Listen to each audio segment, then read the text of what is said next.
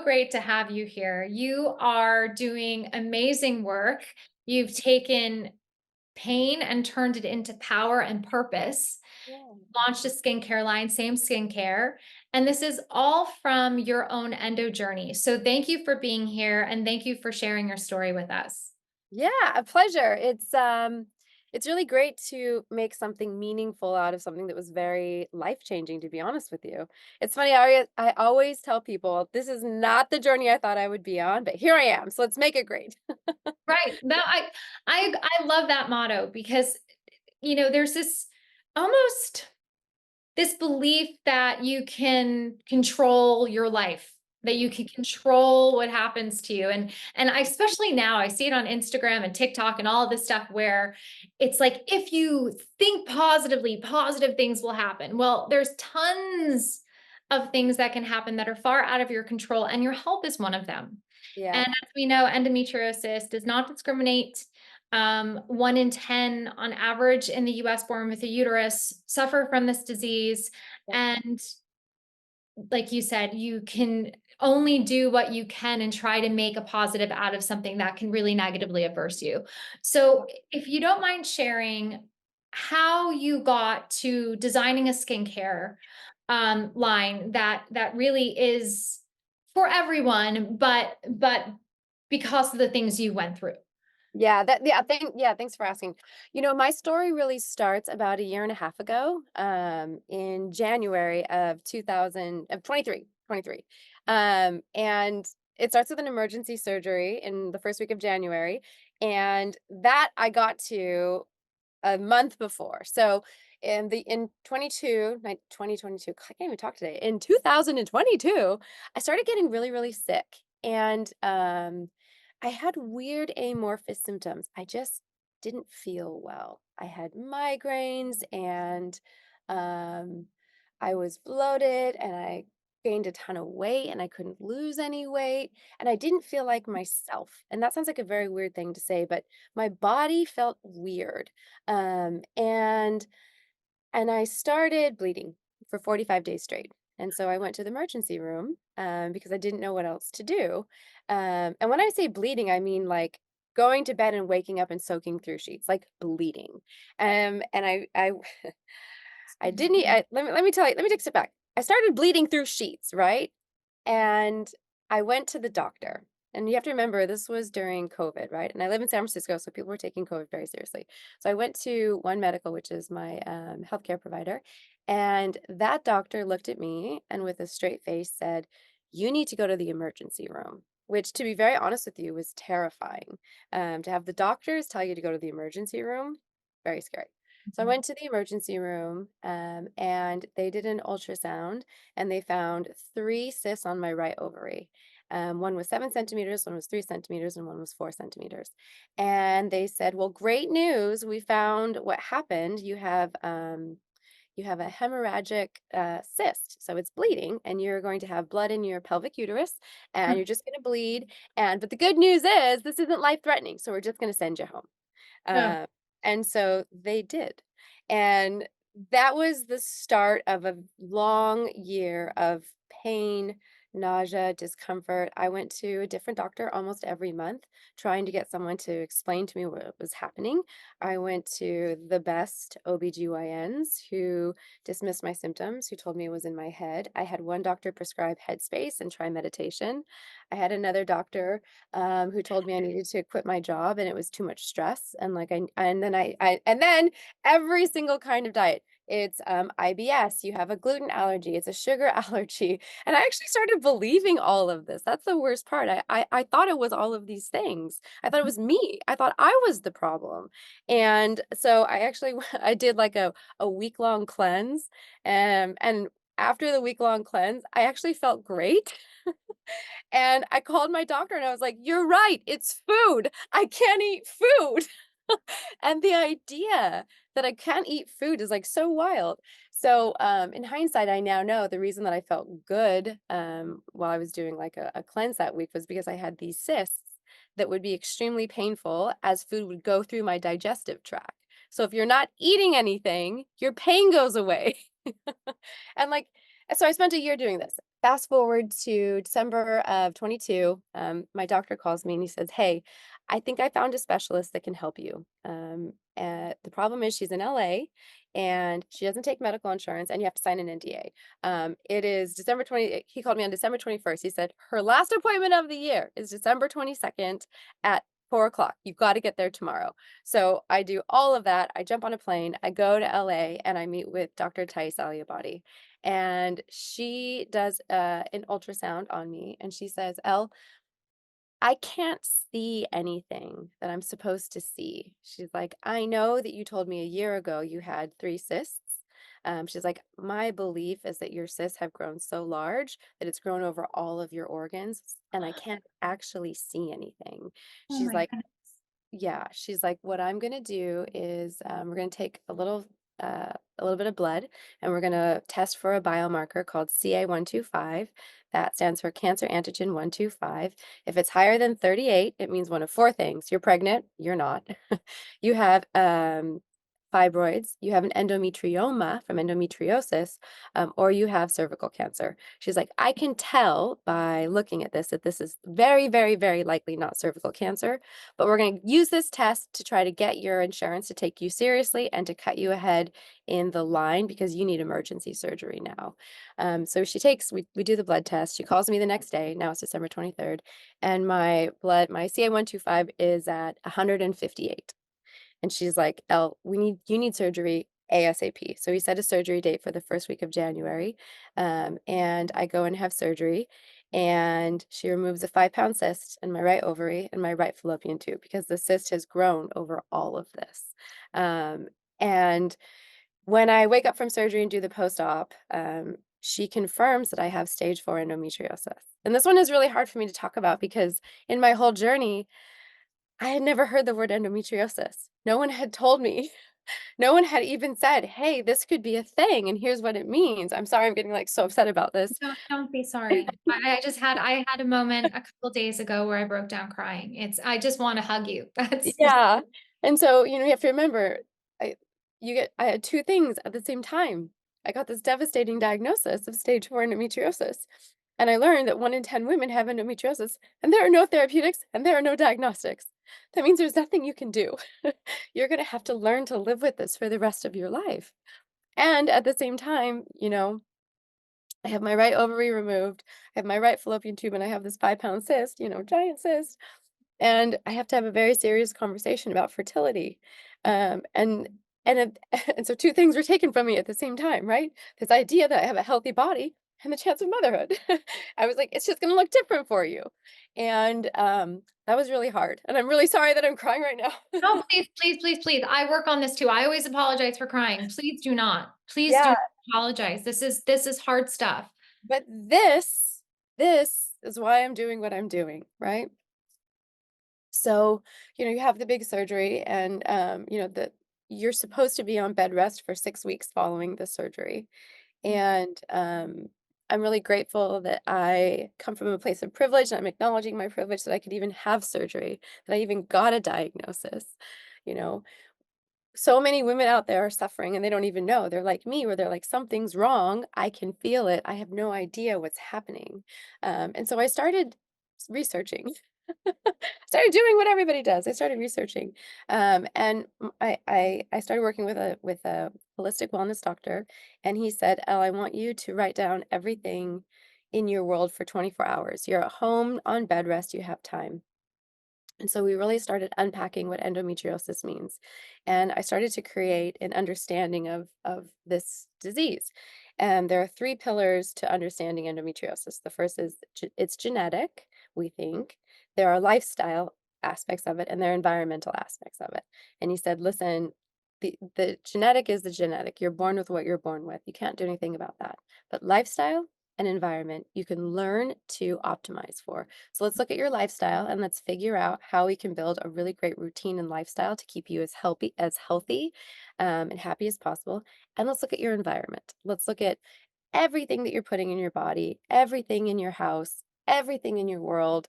Let's look at fragrance, candles, dishwashing detergent, laundry detergent, shampoo, conditioner, Wow. self care." He said, "Here's a list of chemicals. They're called endocrine disrupting chemicals, EDCs." He said, write down everything that you put in your mouth and on your body and in your body through your nose or your skin for 24 hours and come back to me and tell me how many of them have an endocrine disrupting chemical in it. So I did that. What percentage of things in my world do you think had EDCs? 75. It was 90% of everything. 90%. And I had this aha moment where I realized that I can't control having endometriosis, but I can control and make sure to protect my endocrine system by not using anything as much as possible with no endocrine disrupting chemicals in it. And so I made some big lifestyle switches, right? Like I really prioritize sleep. I really prioritize working out. I lift weights. I do sauna to try to detox. But I realized that I could do a lot of good by trying to protect my system by reducing my toxic load of endocrine disrupting chemicals. And to be honest with you, that's something I can control. And so there's an aspect of it that makes me feel like I'm actively engaged in, self-care by making sure I'm aware of what's in my world and around my world. So that's when I got to the skincare line and I realized that it was really in the beauty space, when they talk about clean, no one's talking about endocrine disrupting chemicals. They're talking about vegan, they're talking about, organic, but not this one particular thing. And so I started looking at and thinking about how might I create a line of skincare where you get the same glowing results and it's skincare that works in harmony with your endocrine system without toxic chemicals. And that was how I came to Same. And so we did that. And then I realized it kind of wasn't enough for me. I didn't want to just sell skincare. I really wanted to make a big impact. And Diane, I know you know this, but my goal with Same is to actually use the skincare platform to educate women about endometriosis, to raise awareness of the cause, to talk about endocrine disrupting chemicals, and most importantly, to fund research for endometriosis. It's super underfunded, and we need to research it so we even understand how to create the therapeutics and diagnostics. So I realized there was a way for me to create a line that also did really good things in the world. And so we think of it as skincare that funds research. That's what I'm doing. I'm doing skincare that funds research. And And we have you're a giving hairy goal. We 5% of your sales to yes, EndoFound. yes, we donate 5% from every sale directly to EndoFound for research. And our big goal is how fast can we get to $1 million? We want to donate $1 million so we can fund breakthrough research in endometriosis. That's the goal. And to be very honest with you, going from selling skincare to funding research and having a purpose, it feels so good. It makes everything that I went through kind of make sense. And it feels like the right thing for me to do to turn around and say, okay, here's everything that happened to me. Here's everything that I learned. Here's how I can make it something really great. So a lot of people behind me, a lot of the girls and the people with uteruses that are suffering from this don't have to suffer as long and as hard as I did. Mhm. No, as I mentioned early on, it's taking pain and funneling it into a purpose and hopefully a monumental change. Yeah. To go back, what's an example of an endocrine disruptor? Because we Yeah. have a researcher that's been on EndoTV and Ask the Doctors, Dr. Katie Burns, and she is studying this exact thing. Yeah. And I was so upset to learn that scented candles are a big. That's what I was going to tell you. And it breaks my heart because Yeah. I love them, but Yeah. I've heard they're just so, so bad. They're so bad. Throw them away. Like, air freshener, scented candles. So all of the fragrances, the fragrance world, Mm, it's really a big challenge because fragrances can have phthalates. And phthalates are a endocrine disruptor. So I'm really moving towards fragrance free in everything. And fragrance free for me personally. And it's really funny. So this causes problems though, right? Like this causes problems. So my husband, I had to go and have everything that he uses also be fragrance free. So I'm like, what are you putting on your skin? What kind of, aftershave? What about beard oil? What are our sheets? Like I've gone through everything and I had to remove all of the fragrances.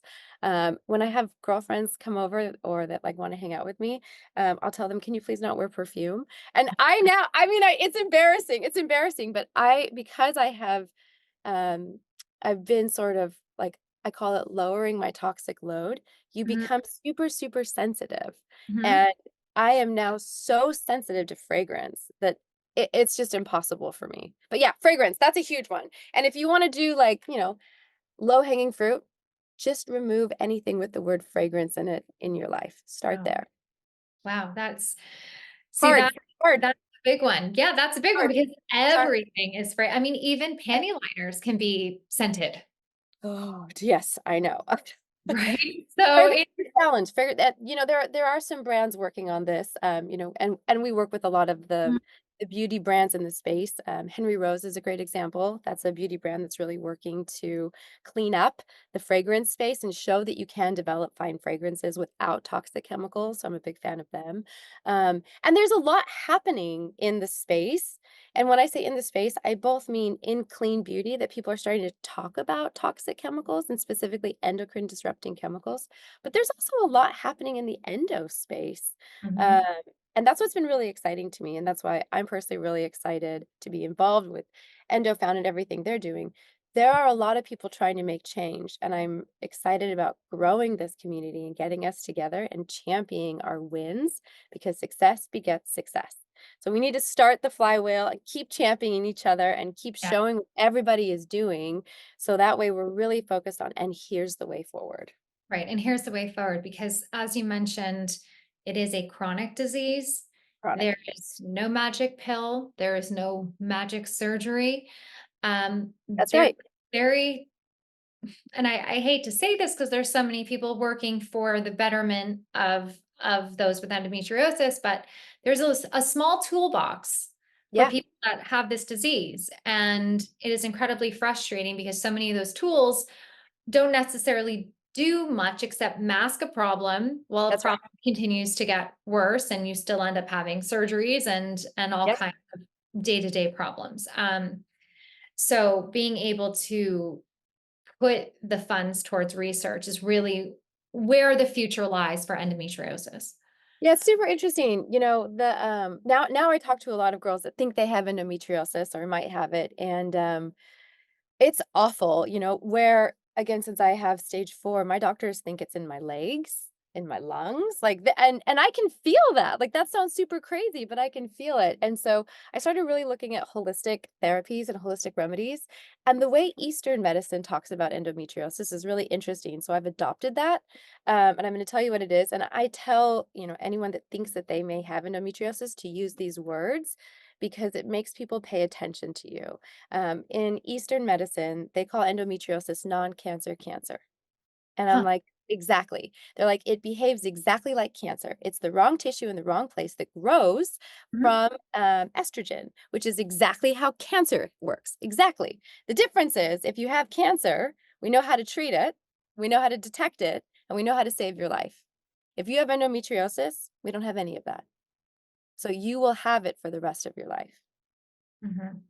Yeah, you said that very well. It is an estrogen dependent disease. Yep, and I try to explain to people, I'm like, "So here's the thing, it would be like being allergic to water. Your body needs water, but every time you put water in it, your body uses it for bad things, and it's like being allergic to water." Right. We It's can't gasoline. It's we gasoline to our bodies for exactly, anyone that has endo. exactly, and so they're like, "Okay, well, what can you do? Reduce estrogen and go to 0?" I'm like, "That's called chemically induced menopause. No, thank you." Right. And when I say gasoline to our bodies, I mean gasoline that then was thrown with a match. Like, Totally, right. totally. And so Just to clarify. you have to learn how to balance this incredibly complicated disease that no one understands. And so we come up with ways in the community to talk about it, right? Like it's non-cancer cancer. And then Mhm. people take you seriously. That and also, like you mentioned, the extra pelvic. Yeah. Because you talk to someone who's not necessarily well versed in endometriosis or doesn't even know what endometriosis is, Yeah.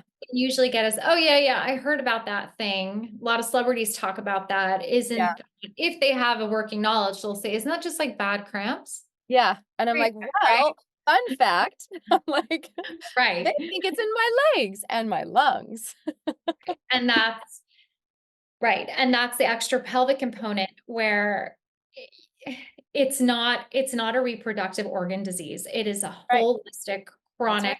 and my belief in inflammatory estrogen dependent illness that Exactly. has major ramifications to your organs. So calling it benign is completely, to me, a misrepresentation of what an insidious, debilitating disease Yes. it is. Yep. And I think it starts with redefining Mhm. and changing the semantics of how we posture the language. Yes. Because, Yes. like you said, if you call it a non-cancer cancer, people's eyes They open, go, "I ears, get it." I get it now. Yep. Yep. So I think By the that way, that's how Eastern medicine talks about it, and Mhm. I always tell people that, I'm like, "By the way, they know more than we do."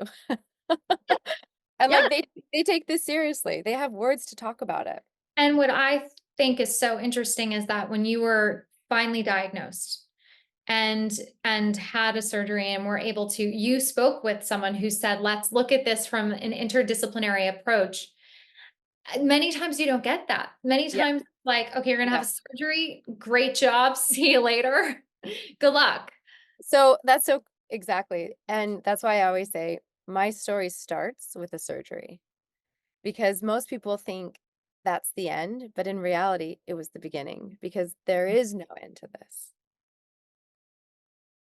I will always be managing my endo forever. Right. Right. Yeah. And there's And no that's such okay. thing. I'll figure it out, but I really don't, I don't want people, because a lot of people, especially, like, in my world, a lot of people are like, "Oh, you had your surgery, you must feel better now," and I'm like, "If only it worked like that." Right. Right. For you, if you can speak on this or even feel comfortable doing so, Yeah. if they do suspect it's in your legs and they do suspect it's in your lungs, is there a management plan that you're continuing with? Is there a potential future surgery? I mean, this is a lot to endure.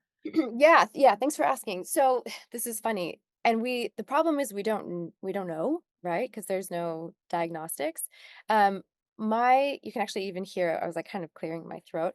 My Mhm. doctor, about 10 years, I got diagnosed with adult onset asthma, and when I was working with a holistic wellness doctor, he was looking at all of my medical records, and he's like, "Adult onset asthma is very weird, Elle. I actually think it's more likely that this is endo, and the only thing that we could, like, a traditional medical doctor could, give you like, a diagnosis of is this." He's like, "This sounds to me, though, like this is probably related to your endo." He's like, "Because what you're experiencing is inflammation. And Hmm. so you feel like you can't breathe, you have a strong lung. This is an inflammation of the lungs, which is what endo is."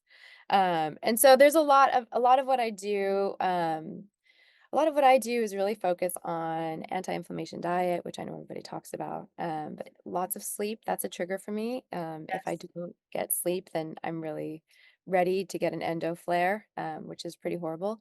I have been tracking this, and like I said, I'm about a year and a half into this, so I feel pretty new compared to some of the other people in the community, and everyone is so unique. My flares typically come right at the start of my luteal phase or right after I ovulate. And that's because the estrogen drops so much that I can really just feel it. I don't know if that makes any sense. Mhm. Um, but that's when I really start to feel bad. Things that have helped me a lot, I do a sauna every single day. Um, that seems to help with inflammation. I have an infrared sauna. There's a lot of science coming out that the infrared light can actually, like, push back the tissue, like, kind of keep it at bay. That really helps for me. And then really focusing on what I can control, which is, again, how do I reduce my toxic load? And just trying to keep, my world as clean to my definition as possible.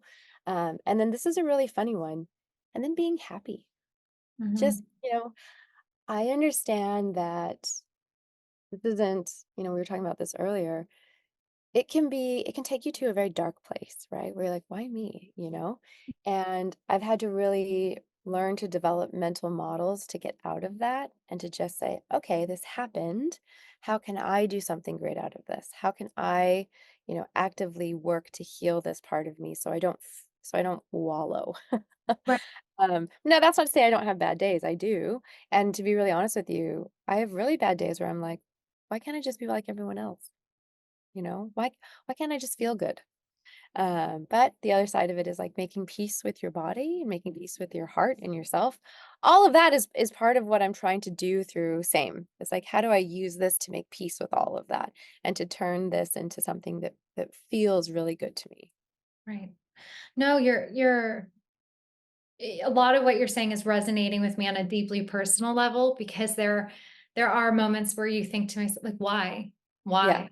But Yeah. then you think about everything that kind of comes from having this disease. Even meeting you, for me, is very Yeah. fortunate. These are the communities, and the way that we all join together, and we advocate, and we use our voices, and we Yeah. use our platforms in any which way we can, Yeah. um, to try to make advancements, and hopefully one day, maybe Yeah. when we're not old and gray, hopefully sooner than that, we'll be able Yeah. to say, wow, we're right there for that cure. It's going to happen in our lifetime, and Yeah. I think that's what we're all hoping for and advocating for. So Yeah, and even, like, even understanding, right? It's really interesting. I talked to my mom about this, and she was like, I think it's in our genes. We had an aunt that had everything that you're talking about. She sounds exactly like you." And, I remember growing up, people thought that they said endometriosis, and I'm like, "Oh, that's interesting." So I do think that there's a lot that we don't understand. There's a ton we don't understand about it, but it will be very great for us to really get a sense of what it is. And, you can understand because you're in the community. But the other weird thing about endo is it presents so differently in everyone, yes, right? yes. That is what I find, to be very honest with you, fascinating about this. And if you're doing any kind of research, where do you even start? You've got girls saying, it's in my legs. You have girls saying that it's in my pelvis. That's one of the things for me that actually I feel bad about. I don't really present in my pelvis. Hmm, that's interesting. Yeah, Yeah, it's yeah. really interesting. But yet you had the cyst, right? So Yes, so it yes, all, like, it's almost, the way I always explain endo is like when you walk into a piece of chewing gum on the sidewalk, yes, and then as the day progresses, you're just walking aimlessly, not knowing that behind you, you are leaving a sticky mess yes, everywhere, but you're still connected to that shoe. yep, Um, that's endo. Like, I always think of it as this sticky mess that starts, in your pelvic region, and then yeah, just goes everywhere, yep, yep, and creates a disaster in and your wreaks life. havoc. Yes, completely wreaks havoc. Yep, Um, and like I said, we're so far from where we have been with the endo research and advocacy, but yet, in terms of advancement, but yet we're so also seem so far. we got When a long way to go. we got a long way to go, but these are the steps forward, Yes, and for that's all you sure. can do. That's all you can do is just be where you are right now, and strive to be in a place that will get everyone hopefully to a better abled and healthy body. Yeah, Uh, but like exactly. you said, trying to practice that joy in those dark moments, it really is a mental exercise. Yes, it really, really is. Yeah, but I'm very grateful for your time and for the work that you're doing, and of course donating the 5% of profits to Yeah. EndoTV research. Yes, let's do this, right? Like, I know there are Yes. great women like you. There's so many great women in the community. I'm like, let's band together. Let's use our voices. Let's be the archetype I like to think about for myself is happy warrior. Let's be happy warriors, which is a hard archetype, but we got to fight the good fight with a smile on our face and we can make progress. Right. We're going to definitely fight the good fight, be the happy warriors, and but also we're not going to take any crap either. Right. Warriors. Warriors. Well, thank you You on that. If you have endo, you have to be a warrior because you're the Mhm. only one that's gonna fight. You're the Yes, one. that's it. And Yep, that's it. Your body, you're fighting your own body, and then you're fighting all the other things that come at it from the outside world. that's right, So that's thank right. you for being our happy warrior, Elle. Yay, it's a pleasure. Thank you for joining us, and don't forget to subscribe and like our YouTube page.